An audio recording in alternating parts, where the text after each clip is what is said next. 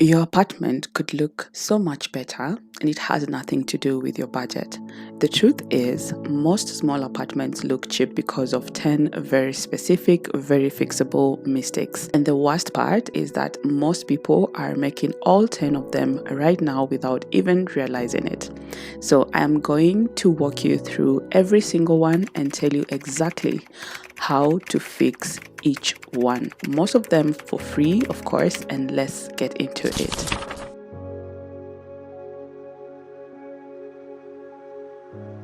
And number one is exposed cords and cables, and this is the details that gives away an unfinished space faster than almost anything else. Nothing says I just moved in and I haven't figured it out yet, like a power strip sitting on the floor with 6 cables going in 6 different directions. And in a small apartment where everything is visible from almost every angle, cords become impossible to ignore once you notice them. The fix is genuinely cheap.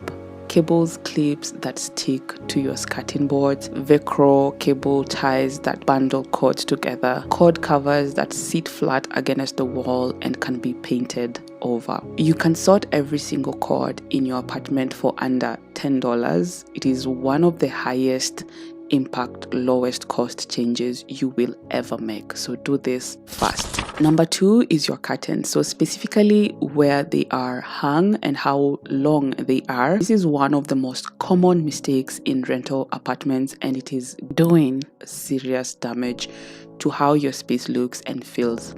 Short curtains that hover above the floor chop your room in half visually. They make your ceilings look lower, your windows look smaller, and your entire space looks like nobody really thought about it.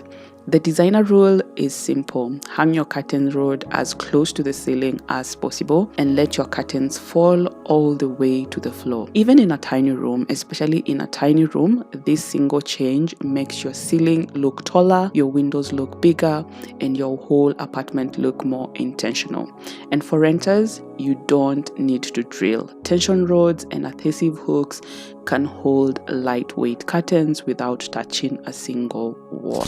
Number 3 is your rug, and if you have a small rug sitting in the middle of your room with all your furniture floating around it, I need you to hear this.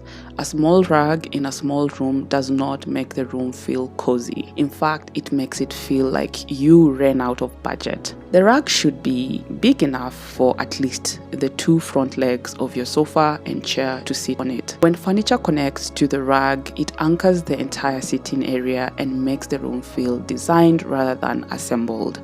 I know large rugs cost more, but a medium-sized rug from a discount store or a second-hand marketplace will always look better than a small rug from an expensive one. So get the size right first. Style and pattern comes second. So number 4 is bare light bulb, and this one is painfully common in rental apartments because landlords install the cheapest possible light fittings and most tenants never change them. A bare bulb hanging from the ceiling is one of the fastest ways to make any space feel unfinished. Regardless of how beautiful everything else is, the harsh direct light it throws and creates unflattering shadows and removes any sense of warmth or atmosphere from the room. The fix does not have to be expensive. Clip-on lampshades, bulb cage covers, and pendant light conversions that require no wiring are all available for very little money. And beyond the fitting itself, add at least 1 floor lamp or table lamp to every room. Layered lighting is what separates spaces that feel designed from spaces that feel rented. Number 5 is layering, or the complete absence of it. So designers' space look rich and expensive because they have learned to layer textures, heights, and materials on top of each other. A throw blanket over a cushion over a sofa, a stack of books under a candle under a small plant, or a tray, multiple heights on a shelf rather than everything sitting at the same level. So when every item in a room sits alone on a flat surface at the same height with nothing layered around it, the space feels like a showroom floor. Functional but completely without a soul. You do not need to buy new things to fix this. Rearrange what you already own, stack layers, Group in odd numbers, vary the heights. That is the whole technique, and it costs nothing. Number 6 is your wall art and frames, especially or specifically when they have no relationship to each other whatsoever. So random frames in 4 different colors, 3 different materials, and 5 different sizes create visual noise on a wall rather than a gallery. And in a small apartment, visual noise is exhausting because there is nowhere for the eye to rest. Here is the fix. And it's simpler than most people think. You do not have to match your frames in style. You just have to match them in finish. All black frames, all white frames, all natural wood. Pick one finish and apply it consistently, and your wall art will immediately look curated and intentional rather than collected over time with no plan. The art inside the frames matters much less than most people think. The frames themselves are doing most of the work. Number 7 is furniture placement, and specifically the habit of pushing every single piece of furniture flat against every available wall. I understand why people do this in small spaces. It feels logical. It feels like you are creating more room in the middle. But what it actually does is make your space feel like a waiting room. Rooms where everything hugs the wall have no sense of intimacy, no anchor, no design intention. Pull your sofa 6 inches away from the wall behind it. I know it feels completely wrong the first time you do it anyway and watch what happens to the room. That small gap creates depth. It makes the furniture look placed rather than stored, and it instantly makes your apartment feel more like a home that was designed and less like a space that was filled up. Number 8 is your storage, specifically when your storage solutions are doing as much visual damage as the clutter they are containing. So bright plastic bins, mismatched cardboard boxes, and random bags sitting in corners are storage that has given up. It is doing the functional job but failing the visual one completely. And in a small apartment, when storage or where storage is always visible, this matters enormously. The switch is not expensive. Rattan baskets, linen storage boxes, wooden crates, these do exactly the same job as plastic bins, but they earn their place in the room visually. They look intentional. They look like part of the decor rather than a confession that you ran out of room. Your storage is part of your design. Treat it that way. How many of these have you spotted in your own space so far? Be honest.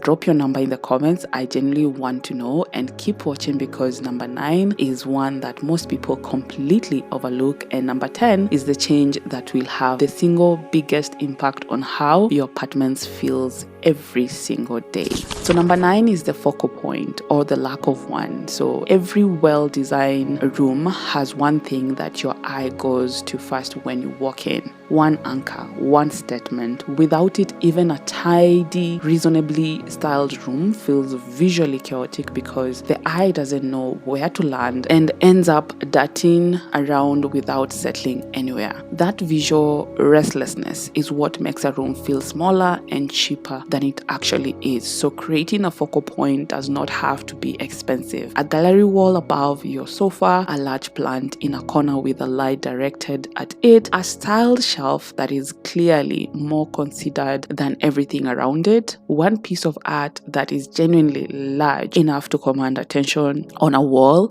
something that says to anyone who walks in, look here first. That one decision organizes your entire room around it. And number 10, the one I saved for last because it has the single biggest impact of everything on this list, is relying on overhead lighting alone. Overhead lights were designed for function, not atmosphere. They light a room evenly and flatly from above, and they strip out every shadow. So every warm corner, every sense of coziness that a well-designed space should have, and in a small apartment that relies on atmosphere to feel bigger and more welcoming, its square footage suggests overhead lighting only is generally holding you back. So here is something I want you to try right now. Turn off your overhead light, turn on just one lamp, a floor lamp, a table lamp, anything with a warm bulb pointed upwards or at a wall.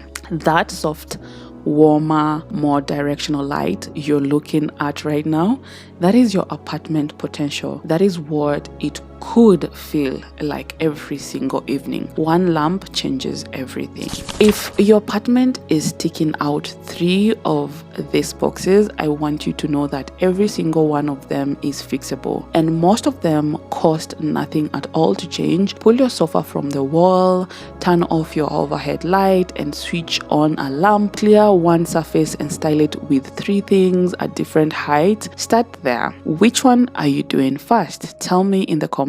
I read every single one. Until next time, design smart, live beautifully.